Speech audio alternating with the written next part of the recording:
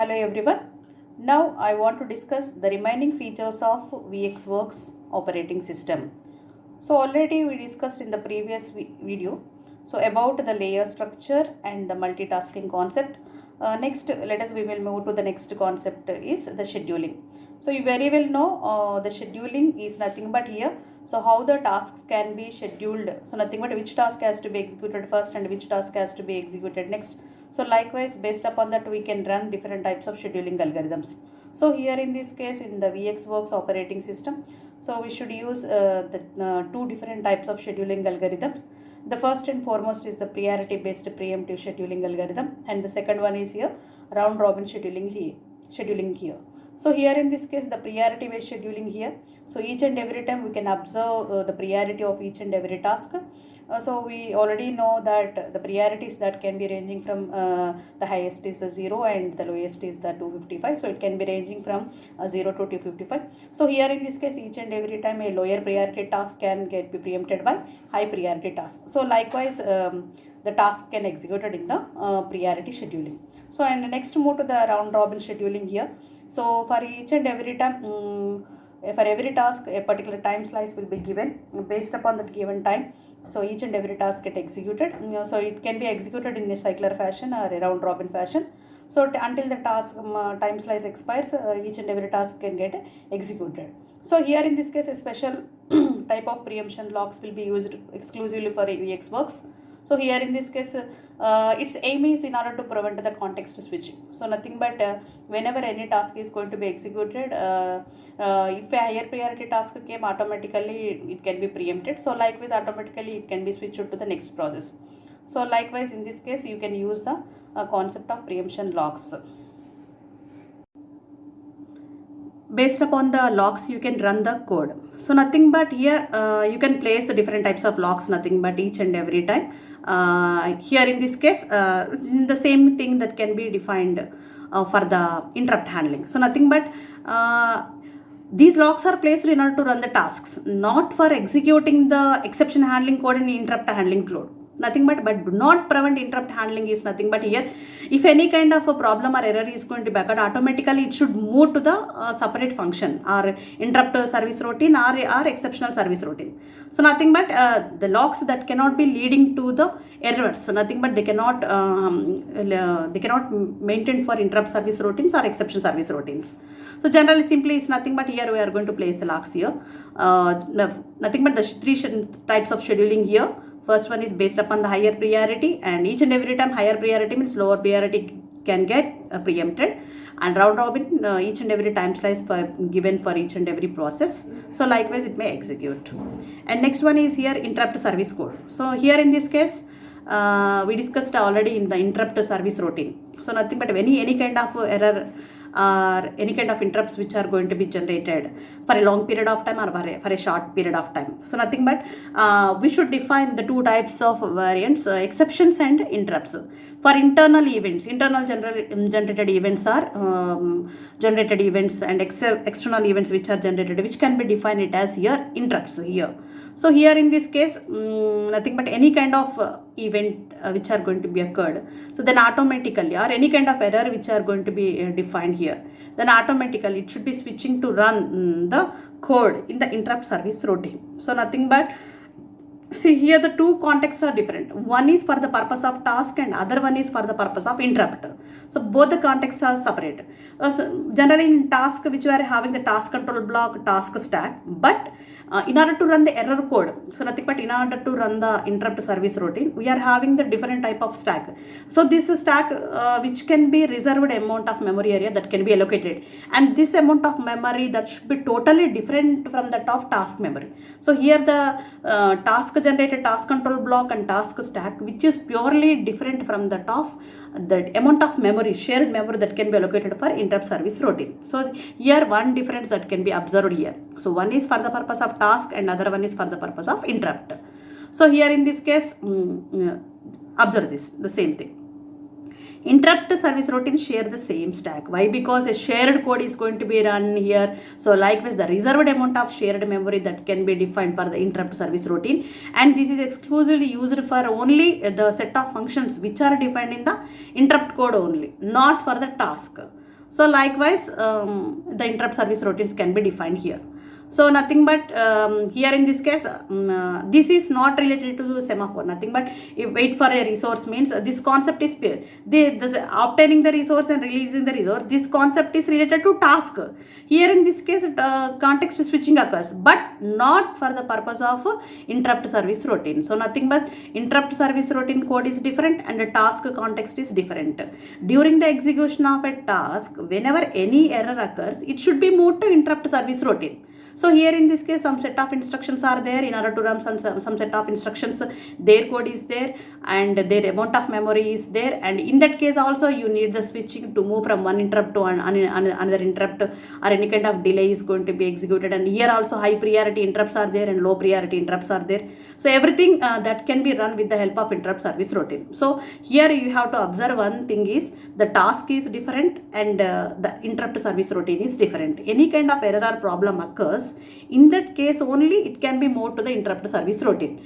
But here also we are having, just like task control block, we are also having the reserved memory, shared memory, and some service code is going to be executed here, and some high priority interrupts are going to be executed, and or that can be executed properly.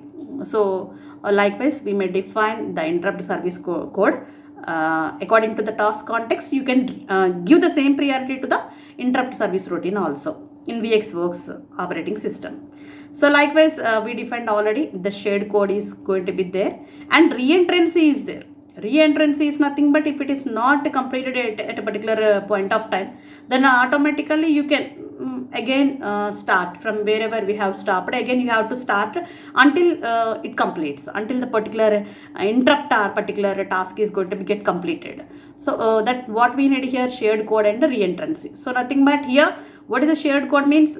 Single code that can be executed by multiple tasks. So nothing but if a routine that cannot be not yet completed it in the particular different of time, simultaneously it can be called for multiple number of times and you can execute here.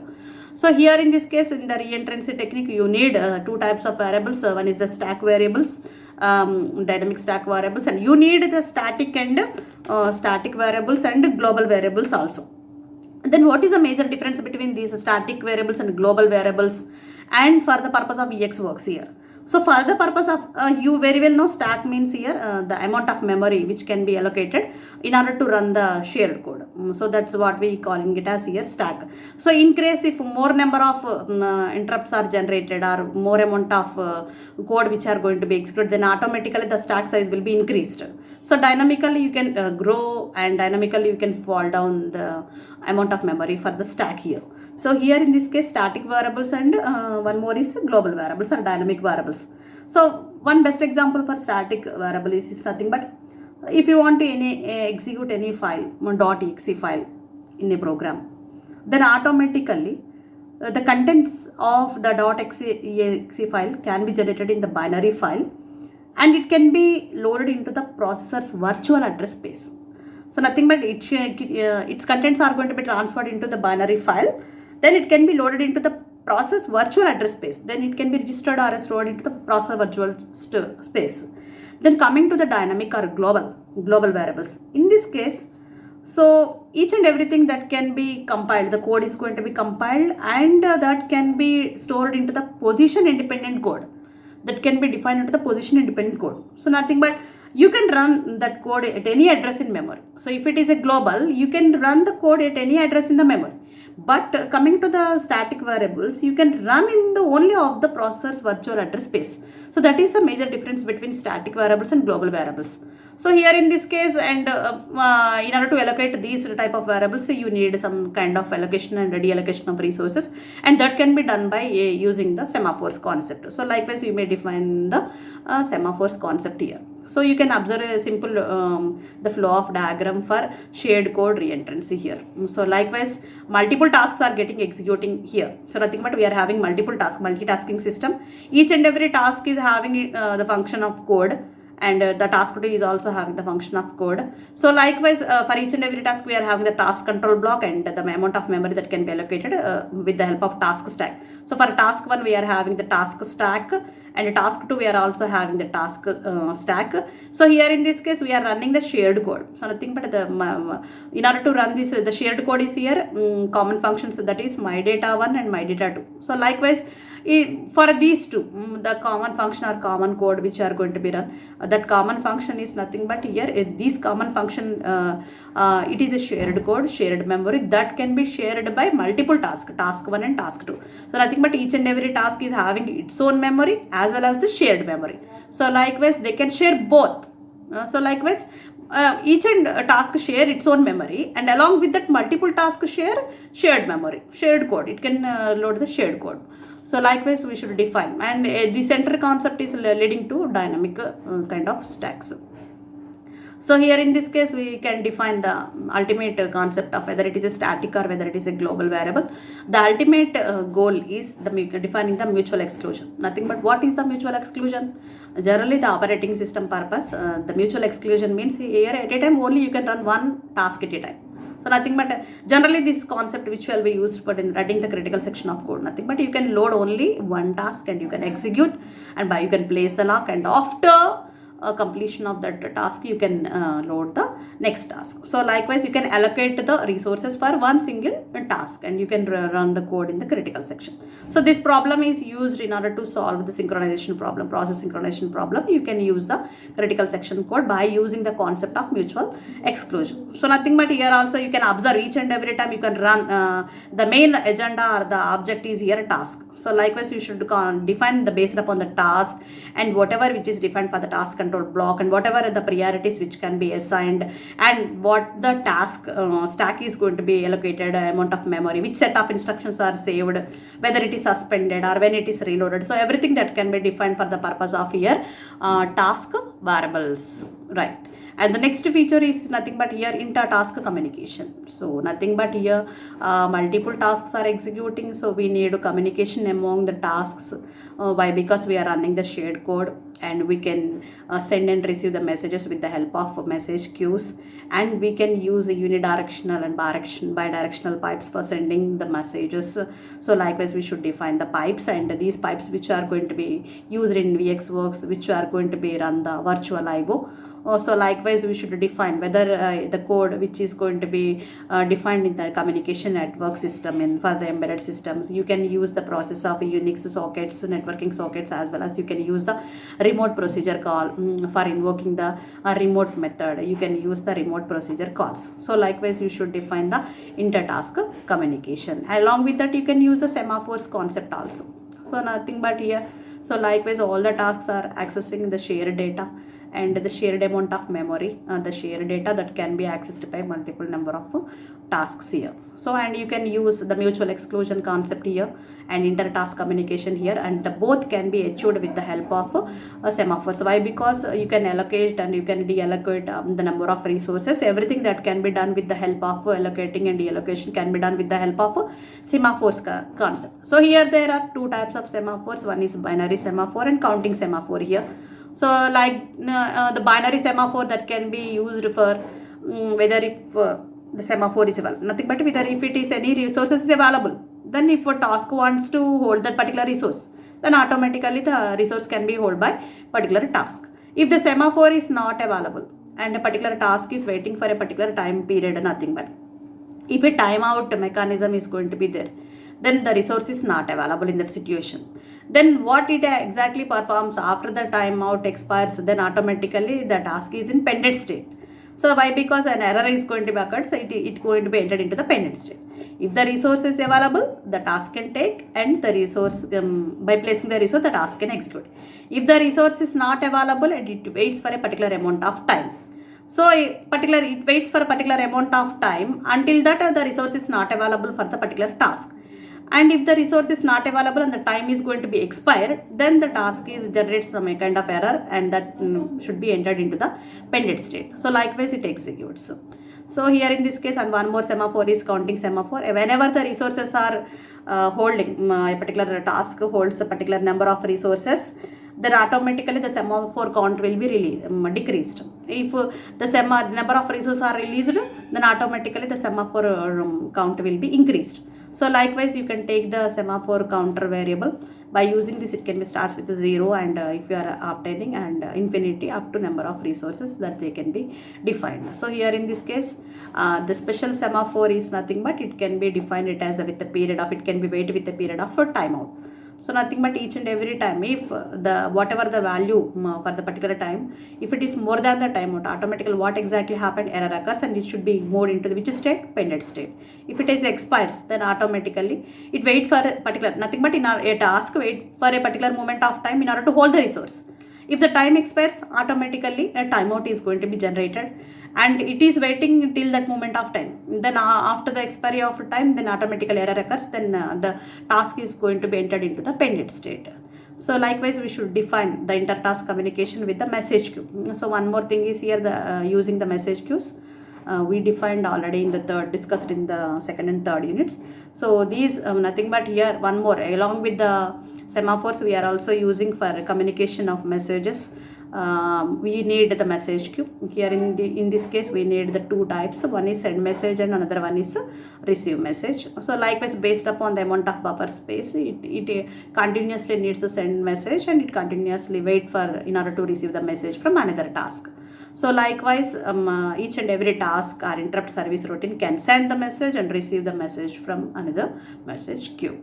So likewise, we may define the concept of message queues. Then one more thing is here, finally we discussed all the features earlier, and where in the real-time systems where we are using this VxWorks, whatever the generally the applications of real-time operating systems by using the VxWorks in generally.